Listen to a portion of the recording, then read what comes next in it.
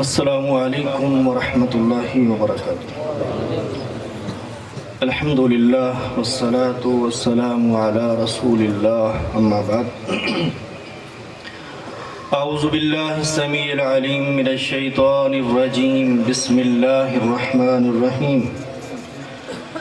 یا ایہا الذین آمنوا اتقوا اللہ حق تقاتہ ولا تموتن الا وانتم مسلمون۔ حضرات، ہر قسم کی تعریف اللہ رب العالمین کے لیے ہے، جو اکیلا ہی ساری کائنات کا خالق اور مالک پروردگار ہے،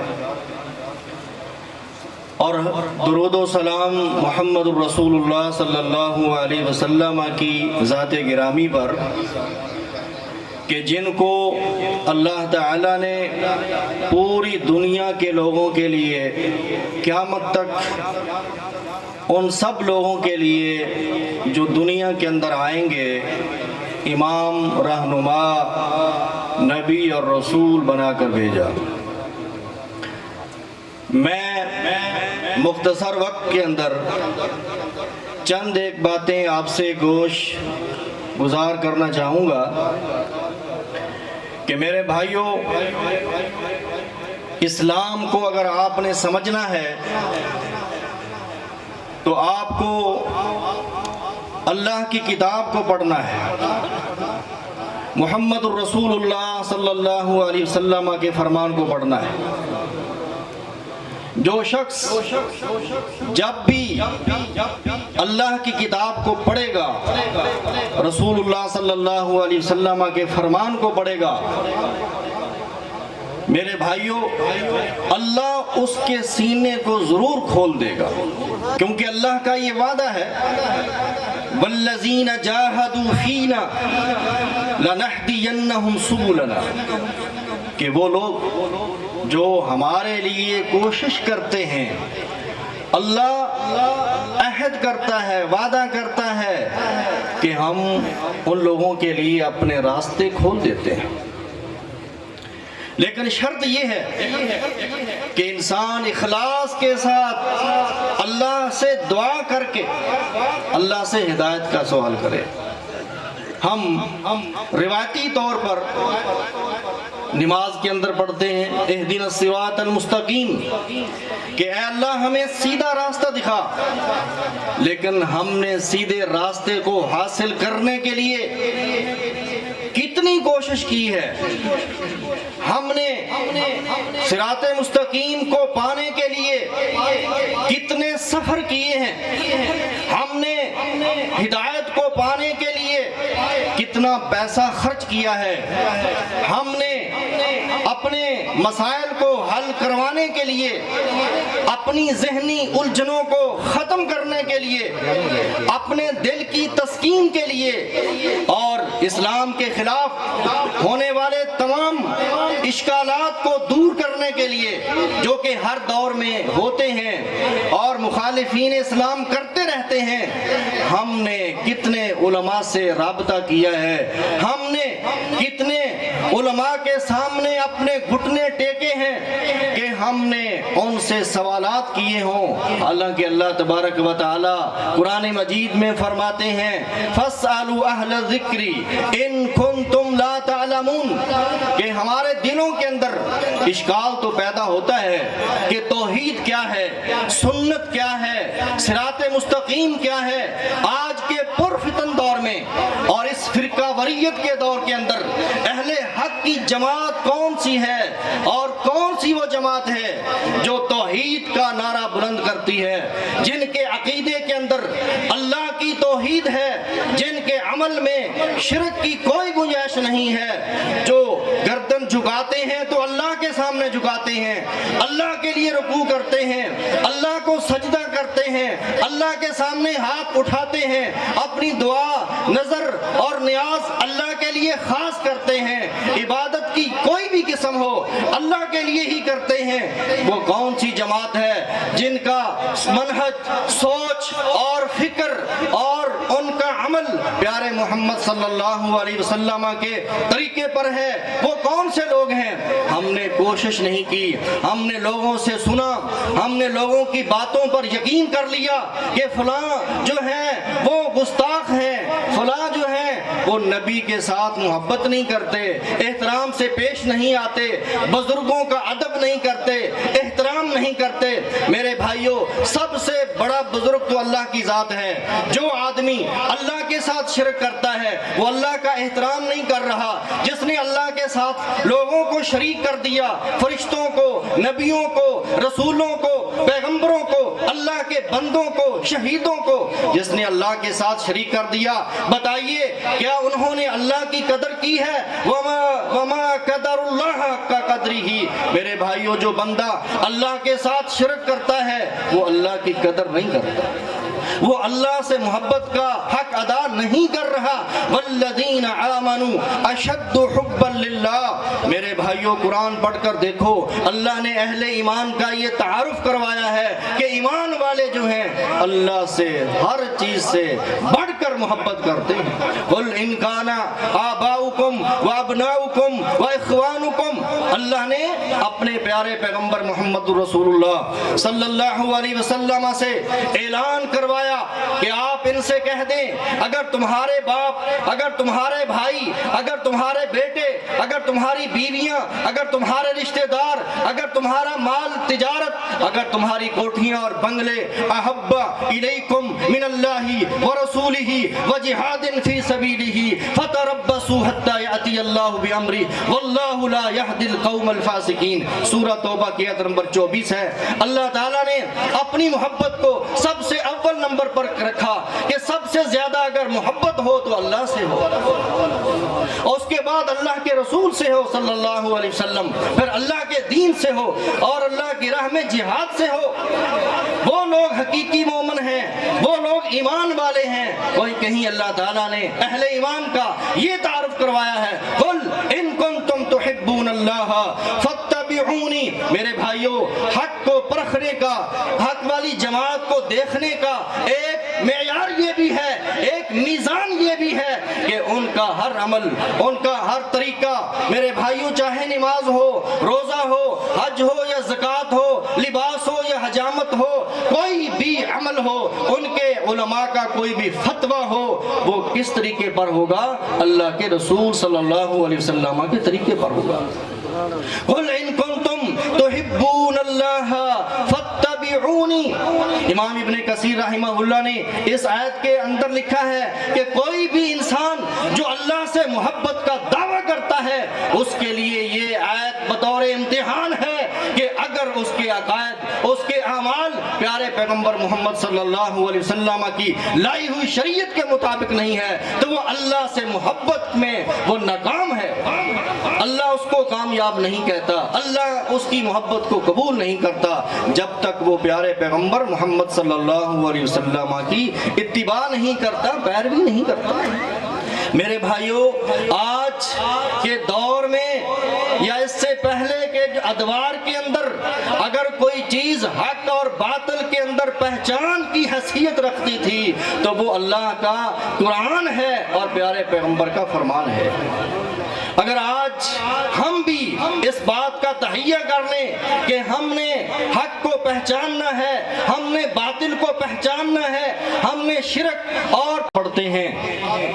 سب سے پہلے ہم نماز جب شروع کرتے ہیں تو کئی لوگ نماز سے پہلے نیت کے الفاظ بھی بولتے ہیں۔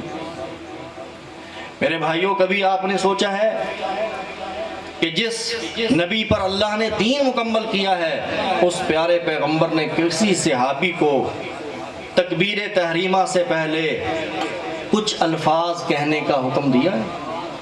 کوئی تعلیم دی ہے؟ نہیں دی۔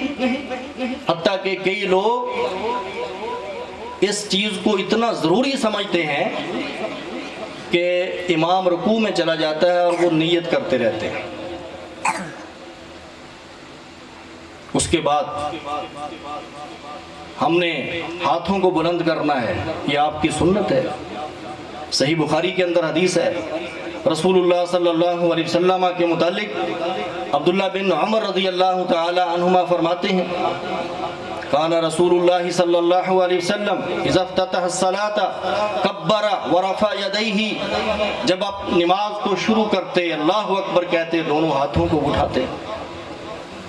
ایک روایت میں حذو منکبیہ، اپنے کندھوں کے برابر اپنے ہاتھوں کو اٹھاتے تھے اور کانوں کو ہاتھ لگاتے تھے، کسی حدیث کے اندر نہیں آیا. اور اپنے ہاتھوں کو اتنا بلند کرتے، کسی حدیث کے اندر نہیں آیا. کندھوں کا ذکر ہے یا کانوں کے نیچے والے حصے کا ذکر ہے، اس کے علاوہ کوئی حدیث نہیں ہے. کانوں کو پکڑنے والی کوئی حدیث نہیں ہے. مگر آپ دیکھتے ہیں کہ بعض نمازی حضرات نماز شروع کرتے ہوئے اپنے کانوں کو پکڑتے ہیں. یہ آپ کا طریقہ نہیں ہے. اور پھر جب آپ رفع الیدین کر لیتے، ہاتھ کہاں باندھتے تھے؟ رسول اللہ صلی اللہ علیہ وسلم اپنے سینے پر ہاتھ باندھتے تھے. یہ حدیث مسند احمد کے اندر آئی ہے، صحیح ابن خزیمہ کے اندر آئی ہے. وائل بن حجر رضی اللہ تعالیٰ عنہ اس حدیث کے راوی ہیں. بعض لوگ ہاتھوں کو چھوڑ رہے ہیں کہ جی آپ نے ہاتھ چھوڑ کر بھی نماز پڑھی ہے، آپ نے ہر طریقے سے نماز پڑھی ہے. میرے بھائیو جھوٹ ہے. رسول اللہ صلی اللہ علیہ وسلم نے جب بھی نماز پڑھی ہے ہاتھ باندھ کر نماز پڑھی ہے.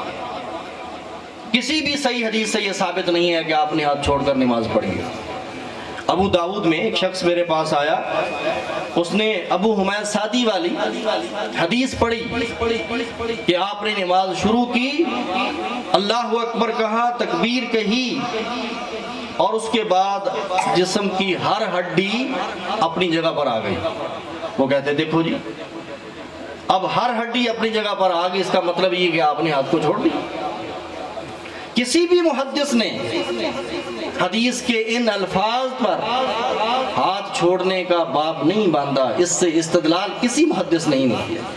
اور پھر یہ تو احتمال ہے، شبہ ہے، وہم ہے. اور صحیح بخاری کے اندر بڑی واضح حدیث ہے کہ رسول اللہ صلی اللہ علیہ وسلم کے زمانے میں لوگوں کو حکم دیا جاتا تھا کہ اپنا دایاں ہاتھ بائیں ہاتھ کے اوپر رکھیں نماز میں. اور صحیح مسلم میں ہے کہ آپ صلی اللہ علیہ وسلم حکم دیا کرتے تھے اس چیز کا کہ دایاں ہاتھ بائیں ہاتھ کے اوپر رکھا جائے نماز کے اندر. یہ کتنی واضح حدیث ہے، صحیح بخاری اور مسلم میں ہے. میرے عزیز بھائیوں، رسول اللہ صلی اللہ علیہ وسلم جب رکوع کرتے تھے تو دونوں ہاتھوں کو اٹھاتے تھے.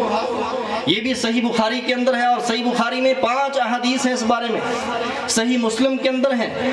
اور کسی بھی محدث نے جس نے کوئی بھی حدیث کی کتاب لکھی ہے اس میں نماز کا چیپٹر ہے تو اس میں میرے بھائیوں انہوں نے یہ حدیث ضرور ذکر کی ہے کہ جب آپ نماز شروع کرتے کبر ورفع یدیہ، دونوں ہاتھوں کو اٹھاتے تھے. وَإِذَا رَكَعَ رَفَعَهُمَا كَذَلِكَ، اور جب آپ رکوع میں جاتے اللہ اکبر کہتے اور اسی طرح اپنے دونوں ہاتھوں کو اٹھاتے تھے. وَإِذَا قَالَ سَمِعَ اللَّهُ لِمَنْ حَمِدَهُ رَفَعَهُمَا كَذَلِكَ، اور جب آپ سَمِعَ اللَّهُ لِمَنْ حَمِدَهُ کہتے تو دونوں ہاتھوں کو اسی طرح اٹھاتے تھے. میرے بھائیوں، سب سے قریب ترین اور آخری نماز جس صحابی نے آپ کے ساتھ پڑھی ہے ان کا نام ہے ابو بکر صدیق رضی اللہ تعالیٰ. سنن کبریٰ بہقی کے اندر جلد 2 صفحہ 72 پر یہ حدیث موجود ہے، اور امام بہقی نے آخر میں کہا ہے کہ رواتہ ثقات، اس حدیث کے سارے راوی ثقہ ہیں. اس میں ایک حدیث کا تسلسل ہے، عمل کا ایک تسلسل ہے. راویان حدیث اپنے استاد کا عمل بتا رہے ہیں، اور عمل کا یہ جو تسلسل ہے کہاں تک جاتا ہے؟ رسول اللہ صلی اللہ علیہ وسلم تک جاتا ہے.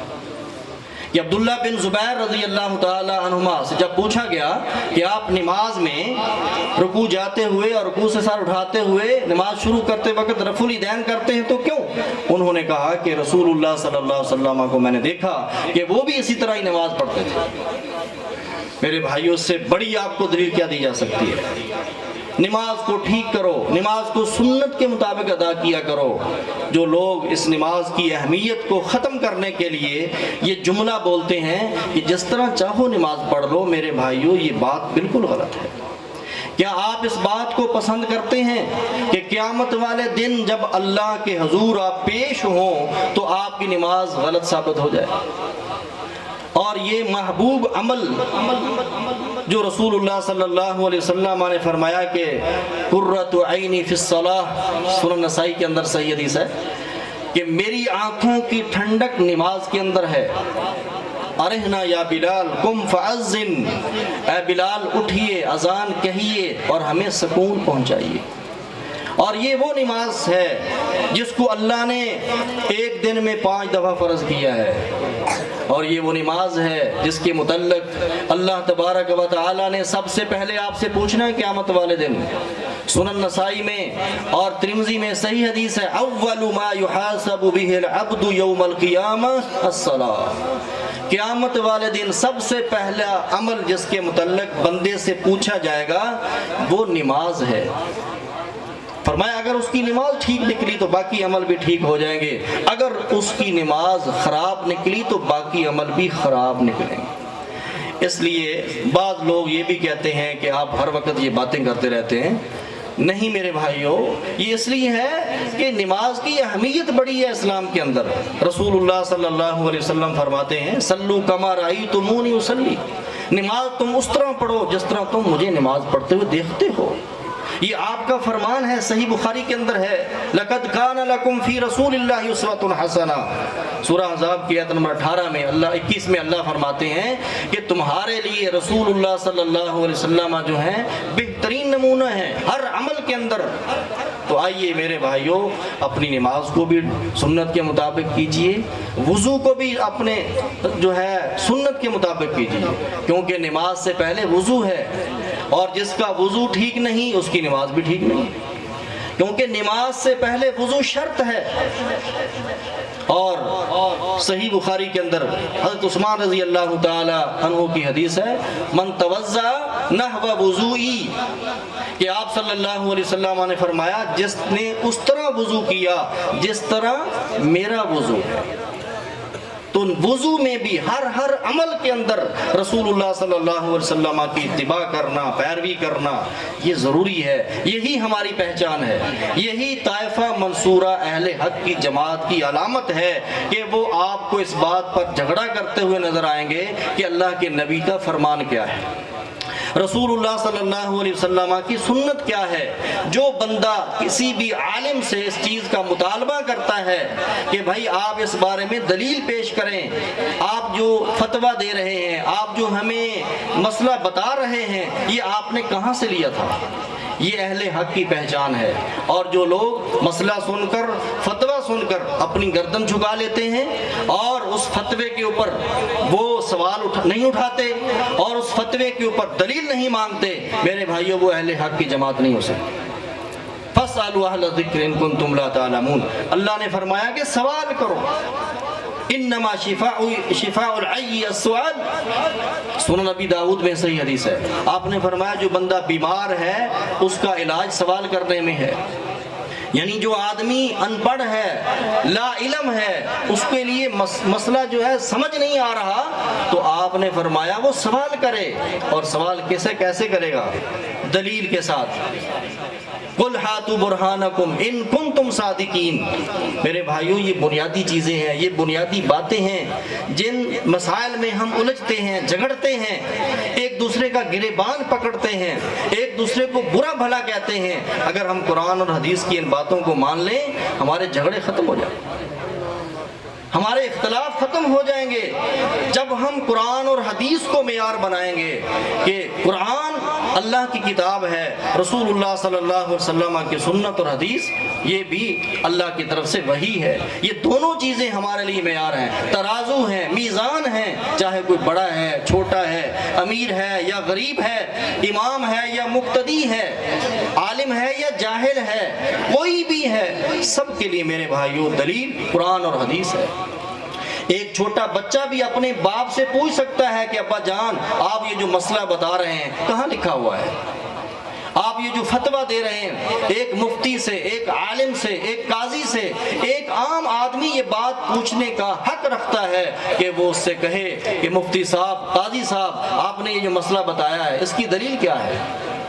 میرے بھائیوں، صحابہ کرام ایک دوسرے سے پوچھتے تھے۔ صحیح مسلم کے اندر حدیث ہے کہ جناب عمر رضی اللہ تعالی عنہ نے وضو کیا اور آپ نے موزے پہنے ہوئے تھے، تو آپ نے موزوں پر مسح کر لیا، موزے اتار کر پاؤں نہ دھوئے۔ تو ان کے شاگرد نے، تابعی نے پوچھا، اے امیر المومنین، آپ نے موزوں پر مسح کیا ہے، پاؤں دھوئے کیوں نہیں؟ تو حضرت عمر رضی اللہ تعالی عنہ فرمانے لگے کہ میں نے رسول اللہ صلی اللہ علیہ وسلم کو دیکھا ہے کہ آپ نے موزوں پر مسح کیا۔ صحیح مسلم کے اندر یہ روایت موجود ہے۔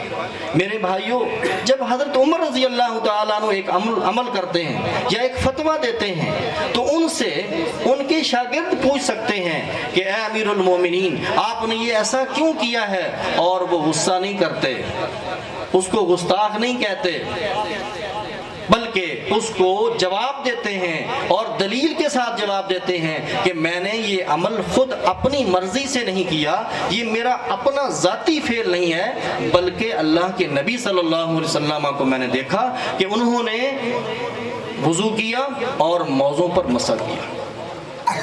اس طرح کی سینکڑوں مثالیں ہیں صحابہ اکرام کی زندگی میں، تابعین کے ادوار کی، تبع تابعین، محدثین میں، ہر دور کے اندر میرے بھائیوں کوئی بندہ جس کو اللہ تعالیٰ نے تھوڑا سا بھی علم دیا ہے، ایمان دیا ہے، اسلام دیا ہے، اور اس کو تھوڑی سی سمجھ بوجھ اللہ نے عطا کی ہے، وہ کبھی بھی چاہے وہ کتنا ہی بڑا کیوں نہ عالم ہو جائے، اس سے اگر کوئی بندہ مسئلہ پوچھتا ہے اور اس پر وہ دلیل کا اگر طلبگار ہے، وہ اس کو کبھی یہ نہیں کہے گا کہ آپ نے غلط کیا ہے، بلکہ اس کو داد دینی چاہیے کہ آپ نے اچھا عمل کیا ہے، آپ نے مجھ سے دلیل کا مطالبہ کیا ہے۔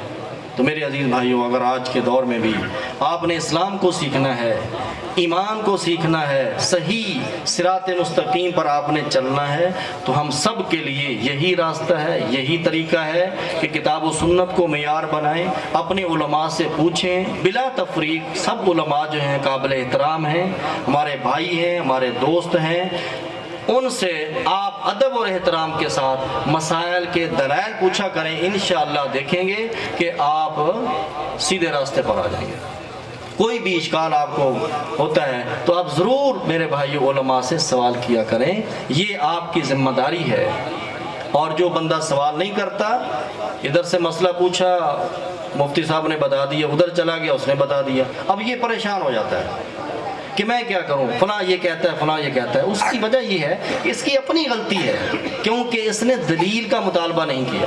جب تک بندہ دلیل کا مطالبہ نہیں کرتا، اس کے دل کے اندر تشفی نہیں ہوتی۔ میرے بھائی، مومن آدمی کے سینے میں ٹھنڈ اس وقت پڑتی ہے جب وہ اپنے مسئلے کے جواب میں، اپنے سوال کے جواب میں قرآن کی آیت سنتا ہے یا اللہ کے نبی صلی اللہ علیہ وسلم کی سنت اور حدیث کو سنتا ہے۔ اس کا سینہ ٹھنڈا ہو جاتا ہے، اس کو اطمینان ہو جاتا ہے، پھر اس کو کسی اور بندے سے سوال کرنے کی ضرورت نہیں ہوتی، کیونکہ قرآن اور حدیث کے بعد کوئی دلیل ہے ہی نہیں۔